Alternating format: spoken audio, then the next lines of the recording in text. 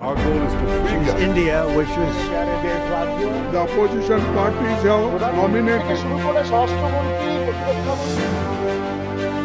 Cup final winning teams. Rafa Varane. Down at his feet. He's a genius.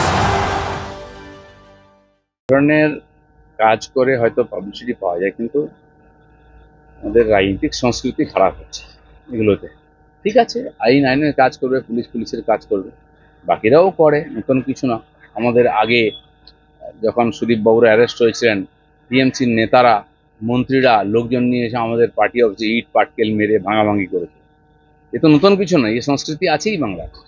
সে করেছে হয়তো, তার জন্য ঠিক আছে, আইন যদি মনে করে এটা ঠিক হয়নি, আইন ব্যবস্থা নেবে।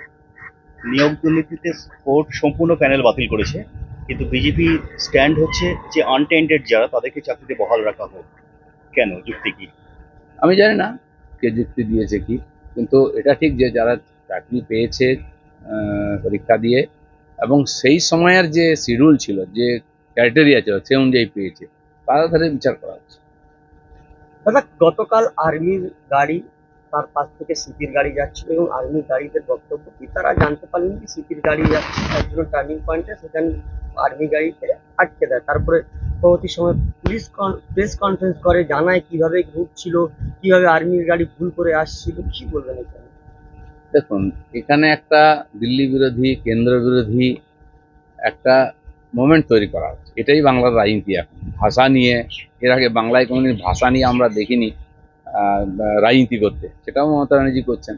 সেনাকে বারে গালাগালি দেওয়া, সেনার জায়গায় জোর করে প্যান্ডেল বেঁধে রাখা 7 দিন ধরে, সেটা সেনা খুলতে এসছে তো তার সঙ্গে গিয়ে ঝগড়া করা।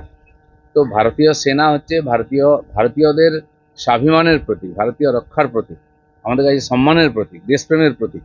তার সঙ্গে ঝগড়া করা রাজনীতি পার্টি করছে, সরকার করছে, এখন পুলিশও করছে। এতে কার লাভ হবে? পশ্চিমবঙ্গ কি ভারত থেকে আলাদা হয়ে যাবে নাকি?